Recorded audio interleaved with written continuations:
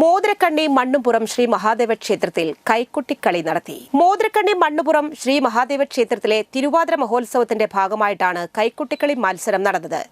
വാശിയേറിയ മത്സരത്തിൽ പ്രമുഖരായ 10 ടീമുകൾ പങ്കെടുത്തു. കാമറ്റത്തിൽ ശ്രീനിവാസൻ സ്മരണാർത്ഥം ശ്രീകുമാർ ഏർപ്പെടുത്തിയ 1ാം സമ്മാനവും ക്യാഷ് പ്രൈസും ട്രോഫിയും എറണാകുളം അസ്ത്ര കലാസമിതി കരസ്ഥമാക്കി. PC ജയേഷ് പനങ്ങാടൻ ചന്ദ്രൻ സ്മരണാർത്ഥം ഏർപ്പെടുത്തിയ 2ാം സമ്മാനം നോർത്ത് പറവൂർ കാലഭൈരവ കലാസമിതി നേടി.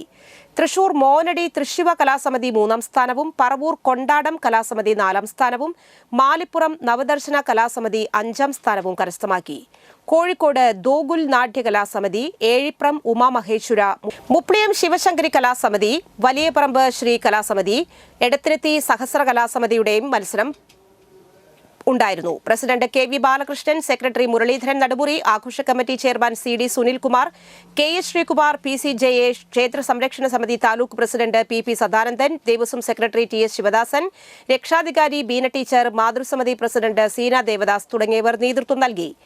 രാവിലെ മുതൽ രുദ്രാഭിഷേകം, മേജർ സെറ്റ് പഞ്ചവാദ്യം, വൈകിട്ട് 6 മണിക്ക് ക്ഷേത്രത്തിന്റെ 8 ഭാഗത്തു നിന്ന് താലം വരവ്, ഭജന എന്നിവ ഉണ്ടായിരുന്നു.